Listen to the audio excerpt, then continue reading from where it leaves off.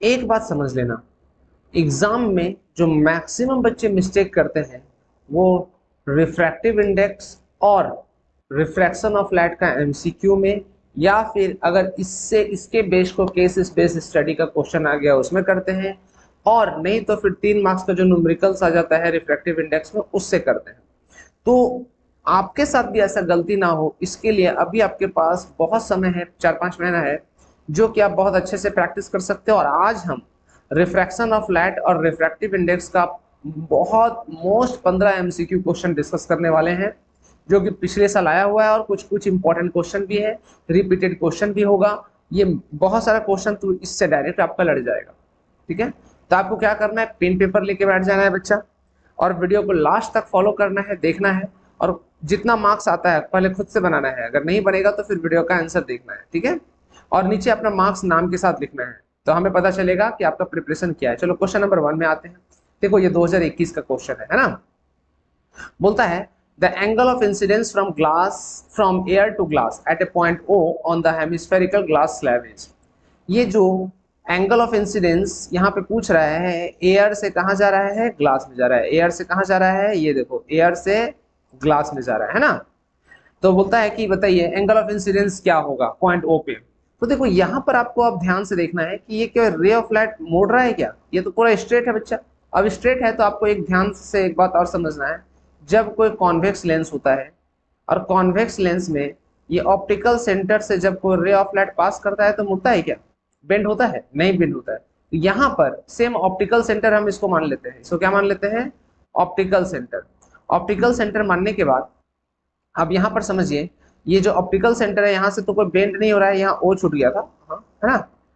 तो अब यहाँ पर देखिए, तो यहाँ पर ऑप्टिकल सेंटर में कोई बेंड नहीं हो रहा है, मतलब ये कौन सा, यहाँ पर कितना डिग्री एंगल बना, 0 डिग्री। तो ये आंसर क्या हो गया, 0 डिग्री। देखिए यहाँ पर एंगल, और 0 डिग्री कैसे बनता है, एक रे दूसरा रे पे इंटरसेक्ट करे, ओवरलैप करे, इसी को बोलते हैं 0 डिग्री। आंसर क्या हमारा, 0 डिग्री। आई होप सबको समझ में आ गया होगा। चलिए दूसरा देखते हैं। अ रे ऑफ अ लाइट रे इंटर्स फ्रॉम मीडियम ए। रे, एक रे ऑफ लाइट एंटर करता है मीडियम ए से मीडियम बी में, as shown in the figure, जैसा फिगर में दिखाया जा रहा है। The refractive index of medium B relative to medium A will be. तो अब बता, अब यहाँ बोल रहा है भैया बताओ कि जो रिफ्रैक्टिव इंडेक्स है मीडियम बी का ए के रिस्पेक्ट में क्या है। तो एक बात आपको पता होना चाहिए, रिफ्रैक्टिव इंडेक्स, देखो इसके पहले हम एक चीज आपको बता देते हैं। अगर आप कंसेप्ट वाला वीडियो नहीं देखे हो, अगर मेरा जो कंसेप्ट वाला वीडियो हमने बताया है नहीं देखे हो, तो ये सब क्वेश्चन बनाने में प्रॉब्लम हो सकता है आपको। क्यों, क्योंकि वहां पे डिटेल में हमने कंसेप्ट डिस्कस किया, और यहाँ पे तो सिर्फ हम क्वेश्चन सॉल्व कर रहे हैं। इसीलिए आपको क्या करना है, नीचे डिस्क्रिप्शन बॉक्स में लिंक मिल जाएगा, ठीक है, वहां पर जाकर के आप क्या करना है, आपको सारा जो लाइट चैप्टर का कंसेप्ट वाला वीडियो बताया हो उसको देख लेना है, तो आपके लिए आसान होगा। और नहीं तो कंसेप्ट गुरुजी उमेश कुमार टाइप करना है यूट्यूब में, और वहां पे लाइट चैप्टर में जाना है, लाइट क्लास 10 है ना, वहां पे जितना प्लेलिस्ट में वीडियो है सबसे पहले देख लो। ठीक है, तो आपके लिए आसान होगा। तो जब आप, हम बता रहे थे अभी, जब रेयरर से डेंसर में जाता है, रेयरर से डेंसर में, तो रे ऑफ लाइट, देखो यहाँ पे रे ऑफ लाइट कुछ ऐसे जाना चाहिए, लेकिन ये क्या हो गया, बेंड कर गया टुवर्ड्स दी नॉर्मल। ये नॉर्मल है बच्चा, टुवर्ड्स द नॉर्मल बेंड कर गया। अब टुवर्ड्स द नॉर्मल बेंड कब करता है, जब रिफ्रैक्टिव इंडेक्स, इसका जो रिफ्रैक्टिव इंडेक्स है इस मीडियम का, ये ज्यादा होगा, ज्यादा होगा मतलब ग्रेटर देन यूनिटी। अच्छा, अवे फ्रॉम द नॉर्मल कब होगा, अवे फ्रॉम द नॉर्मल, कुछ रे ऑफ लाइट इस रास्ते से जाना चाहिए, लेकिन अवे फ्रॉम द नॉर्मल। ठीक है, डेंसर से रेयरर में, जब हम डेंसर से डेंसर टू रेयरर का बात करते हैं, डेंसर टू रेयरर मतलब ये जो रे ऑफ लाइट है, ये जो रे ऑफ लाइट है, ये क्या हो गया बच्चा, ये बेंड कर गया अवे फ्रॉम द नॉर्मल, मतलब ये क्या है, रेयरर है। ये क्या है बच्चा, रेयरर है। तो ये यहाँ देखो कुछ रास्ता कुछ ऐसा इस तरह से है, इस तरह से जाना चाहिए, लेकिन अवे फ्रॉम द, ये नॉर्मल ये है, अवे फ्रॉम द नॉर्मल हो गया, मतलब ये रेयरर हो गया। अब रेयरर से डेंसर को डिवाइड करेंगे, मतलब ये इसका डेंसिटी मान लो 1 है और इसका डेंसिटी 1.5 है, तो 0 से कम होगा, मतलब 1 से छोटा होगा ना, 0 से कम नहीं होगा, 1 से छोटा होगा, तो लेस देन यूनिटी। क्लियर। तो प्रॉब्लम यही, अगर ये इस तरह से मुड़ा रहता तो उसका आंसर क्या होता, तब ग्रेटर देन यूनिटी होता। समझ आ रहा है किस तरह से क्वेश्चन फंसाया जा सकता है। चलो अब आते हैं क्वेश्चन नंबर 3 में बच्चा। क्वेश्चन नंबर 3 में क्या बोल रहा है कि देखो यहाँ पे रे ऑफ लाइट दिखाया जा रहा है जो कि ट्रेवल करता है मीडियम ए से मीडियम बी में। मीडियम ए से कहाँ ट्रेवल कर रहा है, ये देखिए मीडियम ए से ट्रेवल कर रहा है मीडियम बी में। तो refractive index of medium B with relative to medium A, तो मीडियम बी का रिफ्रैक्टिव इंडेक्स ए के रिस्पेक्ट में क्या होगा, तो अब यहाँ देखिए N B A is equal to लिख सकते हैं बच्चा sine I by sine R, यही ना होता है angle of incidence sine I by sine R, मतलब sine angle of incidence by sine angle of refraction. कोई दिक्कत, तो सैन आई क्या है, सैन आई है सैन 60 डिग्री, यहाँ देखो कितना डिग्री एंगल बन रहा है, ये 60 डिग्री बाय साइन 45 डिग्री। कोई दिक्कत, सॉल्व करो। साइन 60 डिग्री का वैल्यू क्या होता है, आपको छोटा से बड़ा में जाना है, साइन में छोटा से बड़ा में जाते हैं, तो रूट अंडर 3/2, साइन 45 डिग्री का 1/√2, यही हो गया। अब इसको सॉल्व कीजिए, √3/2 इंटू √2/1, तो √6/2 हो गया बच्चा।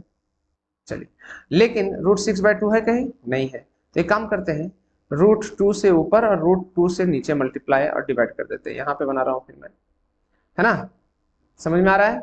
तो क्या हो गया √12/2 √2। अब ये भी तो हमारा ऑप्शन में नहीं है, तो हम इसको 12 को एलसीएम लेंगे, देखो यहाँ 12 2 6 2 3, तो हम इसको लिख सकते हैं कुछ ऐसे 2√3/2 √2, कट गया 2 कट गया, √3/√2, कौन सा ऑप्शन सही है, option A is the correct one. देखो किस तरह से क्वेश्चन को बनाना है, अप्रोच करना है, ये चीजों को समझना बहुत जरूरी है बच्चा, बहुत ज्यादा जरूरी है। अब आते हैं क्वेश्चन नंबर 4 में, क्या बोलता है question number 4, the refractive index of flint glass is 1.65 and that for alcohol is 1.36 with respect to air, what is the refractive index of flint glass with respect to alcohol. तो यहाँ पर देखो, आप यहाँ पर बनाना शुरू करते हैं, पहले क्वेश्चन को पढ़ करके आप वीडियो को पॉज करना है, खुद से बनाने की कोशिश करना है। तो यहाँ पर देखिए कैसे बनाएंगे, the refractive index of flint glass is 1.5, तो यहाँ पर लिखते हैं refractive index of flint glass is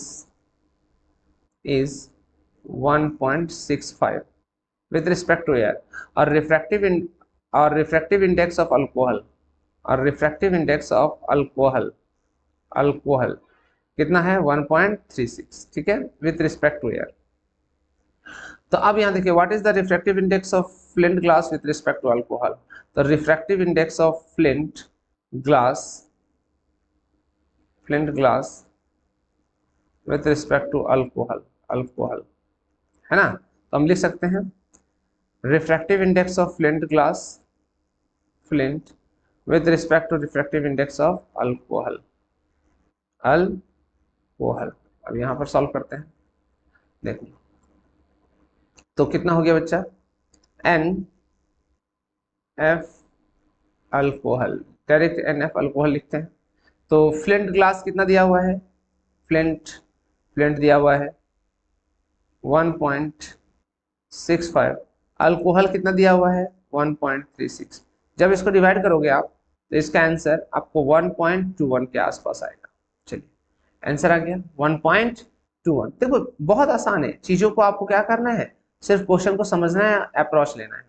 अब आते हैं क्वेश्चन नंबर 5, 2025 का क्वेश्चन, देखो यहाँ if the absolute refractive indexes of two media x and y are 6/5 and 4/3, तो यहाँ देखो दो मीडियम, तो nx का दिया हुआ है 6/5 और ny का रिफ्रैक्टिव इंडेक्स दिया हुआ है, मतलब रिफ्रैक्टिव इंडेक्स ऑफ y का दिया हुआ है 4/3, तो y with respect to x, तो y with respect to x बोल रहा है, तो y with respect to x, तो 4/3 और 6/5 होगा। अब इसको सॉल्व करते हैं, 4/3 और 5/6, तो कितना हो गया 20/18, तो यहाँ देखिए 10 और यहाँ कितना हो गया 9, तो 10/9, NYX कितना हो गया 10/9, कौन सा ऑप्शन सही है, ए इज द करेक्ट वन। देखो यहाँ पर हम क्वेश्चन सॉल्व कर रहे हैं, आपको यहाँ कंसेप्ट नहीं समझ आएगा तो आपको बेसिक वीडियो देखना ही पड़ेगा, इस चीज को आपको ध्यान रखना है। चलिए question number 6 competency based question है। अभी maximum question competency based question पूछा जाता है बच्चा,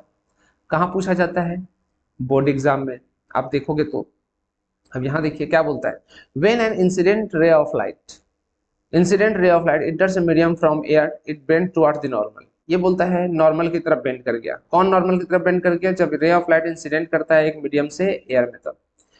तो which of the following is true about the refractive index of medium NM as compare to the refractive index of air NA। तो question को बहुत ध्यान से समझना है। बोलता है incident ray of light इंटर्स medium from air, it bend toward the normal. ये जब यहाँ पे एक रे ऑफ लाइट है मीडियम में इंटर करता है तो बेंड टुवर्ड्स द नॉर्मल। देखो नॉर्मल की तरफ बेंड कर गया। किसके पे, अच्छा इस फिगर को अच्छा से बना रहा हूँ। देखो यहाँ एक रे, ये मीडियम है, ये इंसिडेंट रे है, ये नॉर्मल है, जाना चाहिए था कुछ इस तरह से, बेंड कर गया कुछ इस तरह से।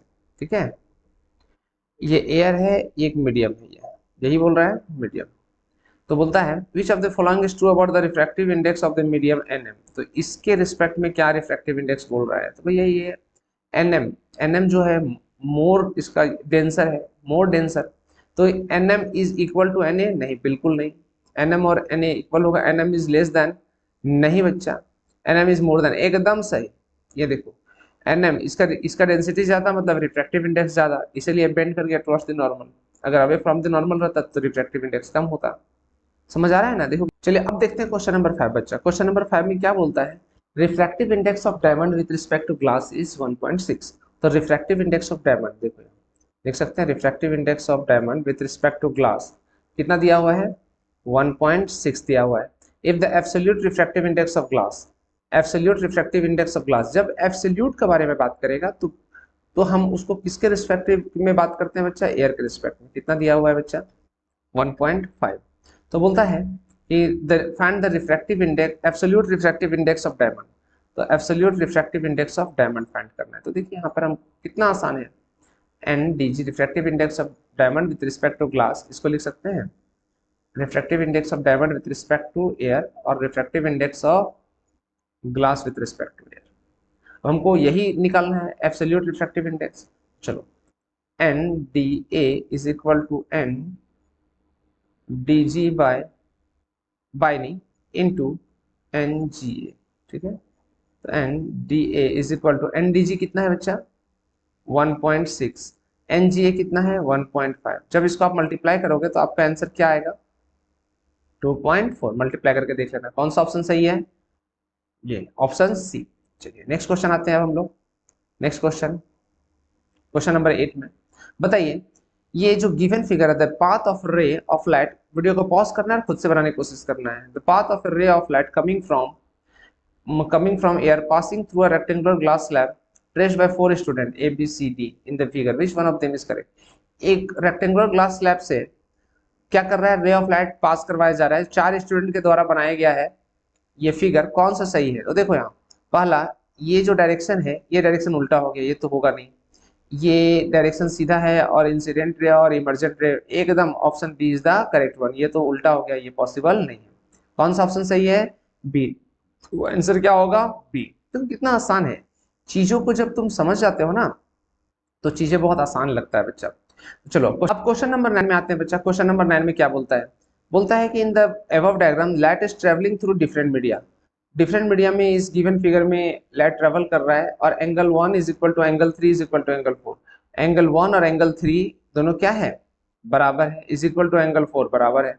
तो यहाँ पर बोलता है but angle 2 is smaller than angle 1, लेकिन एंगल 2 जो है एंगल 1 से स्मॉलर है। तो बहुत अच्छा, मतलब ये इसका डेंसिटी ज्यादा है इस मीडियम से, मीडियम टू का डेंसिटी ज्यादा है मीडियम 1 से, इसलिए टुवर्ड्स द नॉर्मल हो गया। तो बोलता है कौन सही है, medium 1 is denser then medium 3, एकदम नहीं भैया, क्योंकि यहाँ पर तो इज इक्वल टू का साइन दिया हुआ है, तो कैसे होगा, दोनों सेम होना चाहिए।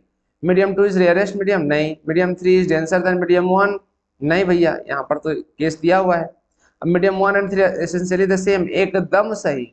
But medium 2 is denser then medium 1 and 3, एकदम सही, क्योंकि यहाँ पर ये भी केस दिया हुआ है, इसीलिए कौन सा ऑप्शन हो जाएगा, option D is the correct one.